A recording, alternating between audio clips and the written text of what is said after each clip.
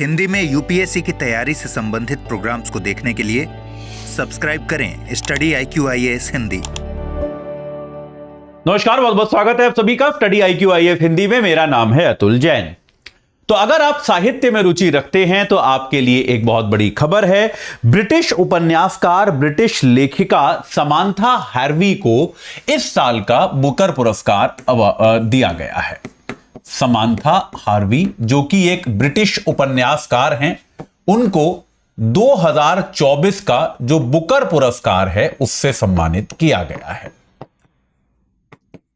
Booker पुरस्कार जो होता है यह आमतौर पे लिटरेरी वर्ल्ड का, जो साहित्य जगत है, साहित्य जगत का सबसे प्रतिष्ठित पुरस्कार माना जाता है। बुकर पुरस्कार भी दो होते हैं, आपने शायद सुना होगा।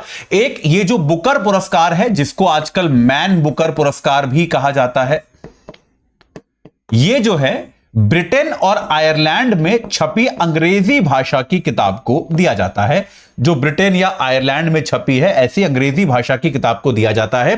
पर इसका मतलब यह नहीं है कि उसका लेखक ब्रिटिश या आयरिश ही होना चाहिए, दूसरी भाषाओं का भी लेखक हो सकता है। इसके अलावा अन्य जगहों पर छपी अन्य भाषाओं की पुस्तकों के लिए इंटरनेशनल बुकर पुरस्कार दिया जाता है, जो कि 2005 से शुरू किया गया। ये दो अलग अलग पुरस्कार हैं, हालांकि दोनों लगभग एक जैसी प्रक्रिया से दिए जाते हैं और आमतौर पे दोनों जो है अंग्रेजी भाषा में लिखी गई या किसी अन्य भाषा में लिखकर अंग्रेजी में अनुवादित की गई सर्वश्रेष्ठ पुस्तकों को ये पुरस्कार दिए जाते हैं। तो समांथा हार्वी, जो कि ब्रिटिश हैं, उनको 2024 का बुकर पुरस्कार दिया गया है और यह पुरस्कार दिया गया है उनकी पुस्तक ऑर्बिटल के लिए। अब ये ऑर्बिटल जो है ये बड़ी एक अलग तरह की पुस्तक है, बड़ी अजीबोगरीब और बड़ी अद्भुत किताब है।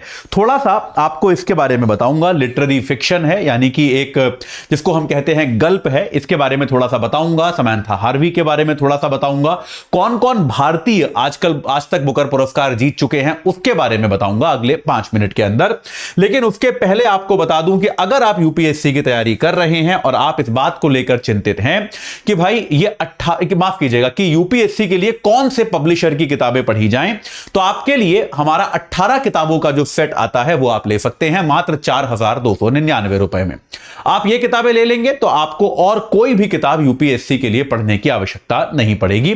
साथ के साथ अगर आप एनसीईआरटी पढ़ने को लेकर चिंतित हैं कि भाई एनसीईआरटी की पढ़ाई कैसे की जाए, क्या पढ़ें क्या छोड़ें, ये सारी समस्याओं से आप जूझ रहे हैं, तो आप हमारा एनसीईआरटी का 5 किताबों का कंपाइलेशन ले सकते हैं। एजे लाइव कोड आपको लगाना है, 1199 यानी कि 1199 रुपए में आप इनसे जुड़ सकते हैं।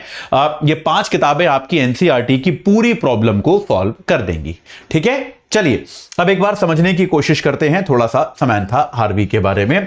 तो भाई समांथा हार्वी जो हैं, उनकी ये जो पुस्तक है, उनकी पुस्तक जो है ये ऑर्बिटल, ये पहले तो समांथा हार्वी के बारे में आपको बता दूं, 49 वर्षीय हैं। समांथा हार्वी जो हैं 49 वर्ष की हैं, ब्रिटिश हैं, महिला हैं। ऑब्वियसली ये तो मतलब आपको शायद नाम से समझ में आ गया होगा। 49 वर्षीय हैं, महिला हैं, ब्रिटिश हैं और इनकी जो पुस्तक है ऑर्बिटल, ये एक बड़ी अद्भुत कहानी है। ये एक प्रकार का फिक्शन है और ये क्या बताती है कि ऐसे 6 अंतरिक्ष यात्रियों की कहानी बताती है। और समांथा हार्वी ने अपने एक्सेप्टेंस स्पीच में, अपने स्वीकार करने वाले भाषण में ये कहा कि भाई ये अपने आप में एक बड़ी अजीब बात थी जब वो इस किताब को लिख रही थी।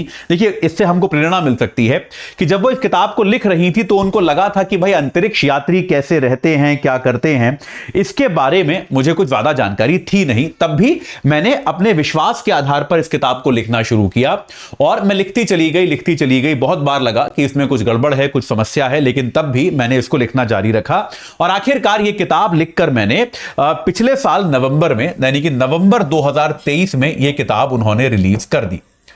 नवंबर 2023 में ये किताब उन्होंने रिलीज कर दी।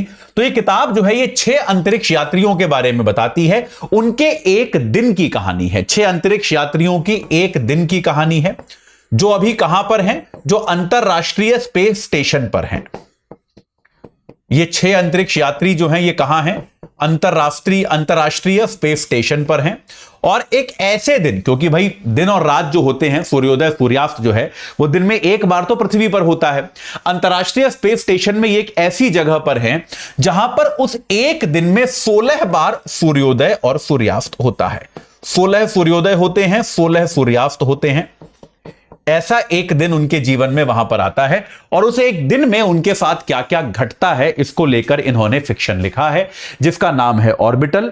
ऑर्बिटल जो ये किताब है ये केवल 136 पेज की है। एक जो बड़ी अजीब बात है इसके बारे में वो ये है कि इतना बड़ा पुरस्कार इस किताब ने जीता और शायद ये अब तक की आप कह सकते हैं कि ये पुरस्कार जीतने वाली दूसरी सबसे छोटी किताब है। यानी कि सिर्फ 136 पेजों की ये किताब है। आमतौर पे एक उपन्यास जो होता है वो 300-400 पेज से कम का, 300 पेज से कम का आमतौर पे नहीं होता, लेकिन सिर्फ 136 पेज की ये किताब है ऑर्बिटल। और इसके पहले एक 1979 में एक किताब को अवार्ड मिला था जिसका नाम था ऑफशोर। 1979 में ऑफशोर नाम की किताब को अवार्ड मिला था जो इससे भी छोटी थी। यानी कि यह बुकर पुरस्कार जीतने वाली इतिहास की दूसरी सबसे छोटी किताब हो गई है जिसका नाम है ऑर्बिटल। ठीक है, तो भाई अब अच्छा इसमें क्या होता है, यह पुरस्कार इनको मिला है। समैंथा हार्वी जो है 2009 में भी यह पहली बार जो इनका पहला नॉवल था उसके लिए भी यह बुकर के लिए लॉन्ग लिस्ट हुई थी। बुकर पुरस्कार के लिए पहले एक लॉन्ग लिस्ट बनती है, यानी कि एक लंबी सूची बनती है जो संभावित लोग होते हैं, उनमें से फिर 6 लोगों को शॉर्टलिस्ट किया जाता है और उनमें से आखिरकार बुकर पुरस्कार की घोषणा की जाती है। तो 2009 में अपने पहले उपन्यास के लिए लॉन्ग लिस्ट हो चुकी हैं और ये ऑर्बिटल जो है जिसके लिए आखिरकार इनको ये पुरस्कार मिला, ये उनका 5वां उपन्यास है। अपने 5वें उपन्यास के लिए, 5वें नॉवल के लिए आखिरकार इनको बुकर प्राइज जीतने में सफलता प्राप्त हुई है। ठीक है, जो पहला उपन्यास था इनका जिसके लिए लॉन्ग लिस्ट में गई थी उसका नाम था विल्डरनेस के लिए भी ये पहली बार एक बार नामांकित हो चुकी हैं बुकर प्राइज के लिए, लेकिन अब जो है उसके 15 साल बाद अपने 5वें उपन्यास में इन्होंने ये पुरस्कार जीता है। ठीक है, इस पुरस्कार के तहत आप जो जीतने वाला व्यक्ति होता है उसको 50,000 पाउंड का पुरस्कार दिया जाता है। 50,000 पाउंड का अवार्ड उसको दिया जाता है। और इसके अलावा भाई जैसा कि आप जानते हैं बुकर प्राइज जीतने वाली किताब का जो सेल होता है वो बहुत ज्यादा बढ़ जाता है।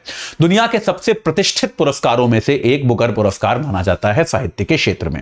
ठीक है, इस बार जो शॉर्टलिस्ट बना था, जो शॉर्टलिस्ट में 6 लोग थे, उसमें एक बड़ी अद्भुत बात थी। इस साल का बुकर का जो शॉर्टलिस्ट था उसमें आप देखेंगे कि जो 6 लोग नामांकित थे उन 6 में से 5 महिलाएं थी और सिर्फ 1 पुरुष था।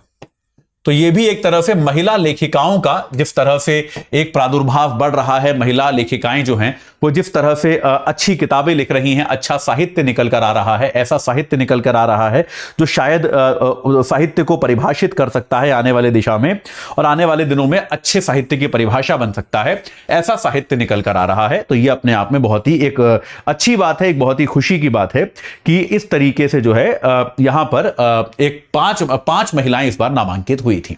अगर आप भारतीयों की बात करें तो भारत की ओर से सबसे पहले बुकर पुरस्कार मिला था 1997 में अरुंधति रॉय को। अरुंधति रॉय का पहला उपन्यास था the God of small things, उसके लिए अरुंधति रॉय को 1997 में बुकर पुरस्कार दिया गया था। वो ये पुरस्कार जीतने वाली पहली भारतीय थी, इसके पहले कोई भी भारतीय ने यह पुरस्कार नहीं जीता था। उसके बाद आप देखेंगे 2006 में किरण देसाई को यह अवार्ड दिया गया इनहेरिटेंस ऑफ लॉस के लिए। उनकी किताब थी इनहेरिटेंस ऑफ लॉस, उसके लिए किरण देसाई को यह अवार्ड दिया गया। और 2006 के ठीक 2 साल बाद ही 2008 में अरविंद अडिगा को उनकी पुस्तक द व्हाइट टाइगर के लिए यह पुरस्कार दिया गया। तो 3 भारतीय अब तक ऐसे हैं जो मैन बुकर पुरस्कार जीत चुके हैं अपनी किताबों के लिए। अरुंधति रॉय जीत चुकी हैं इस पुरस्कार को किरण देसाई जीत चुकी हैं और इस पुरस्कार को अरविंद अडिगा जीत चुके हैं। ठीक है, चलिए तो अभी के लिए इतना ही। इसमें आगे कुछ होगा, कोई और भारतीय आगे जाके नामांकित होगा तो मैं आपको निश्चित तौर पे बताऊंगा। जाते जाते आपको एक बार फिर से बता दूं कि भाई अगर आप एनसीईआरटी कैसे पढ़नी है इसको लेकर चिंतित हैं तो आप हमारी 5 किताबों का सेट ले सकते हैं।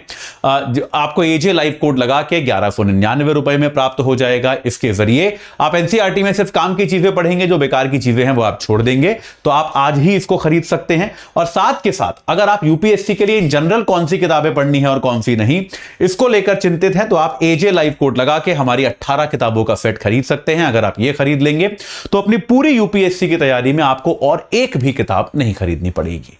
इस चर्चा से जुड़ने के लिए आप सभी का बहुत बहुत धन्यवाद। हिंदी में यूपीएससी की तैयारी से संबंधित प्रोग्राम्स को देखने के लिए सब्सक्राइब करें स्टडी IQ IAS हिंदी।